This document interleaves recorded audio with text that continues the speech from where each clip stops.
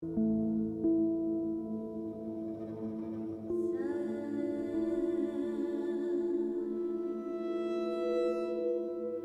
find it quite worrisome that the world seems unaware of the scale of the problem of disappearances in Sri Lanka. There are no clear numbers, but the number of cases that we've documented suggests that Sri Lanka at the moment probably has the highest level of disappearances in the world. The government obviously says that nothing is happening whatsoever and denies any responsibility for the disappearances. In reality, cases we documented strongly suggest the involvement of Sri Lankan security forces. In essence, this is an ethnic conflict and a civil war between the government and the Tamil Tigers.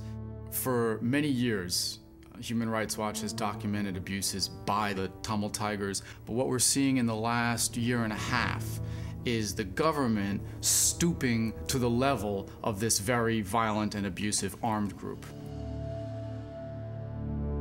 In this battle, it's the civilians who get squeezed.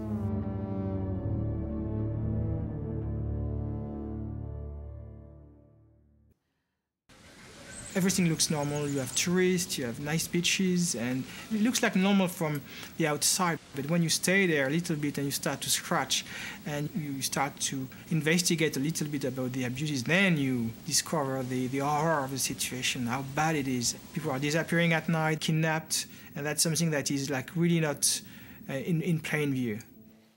We met with hundreds of families in Sri Lanka, and for each family it's an ongoing tragedy. It's a tragedy that defines every single day of their lives.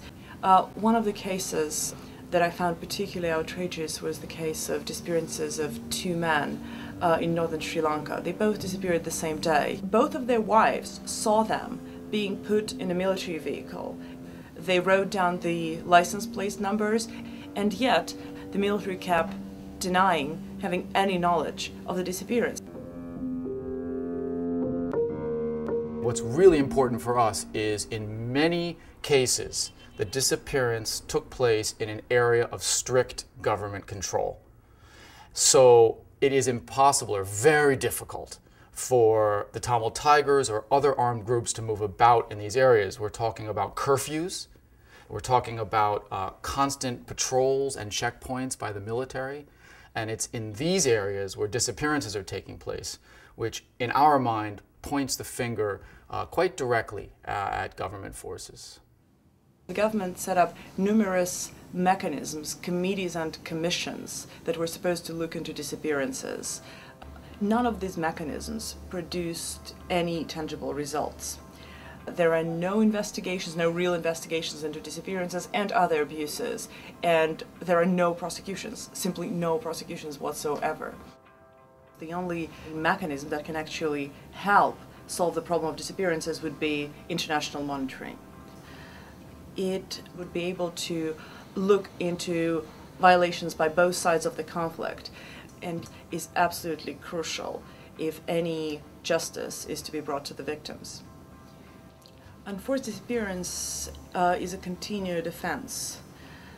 It brings an enormous tragedy to the family because in most cases they wonder for weeks and months and years and sometimes forever about the fate of their loved ones.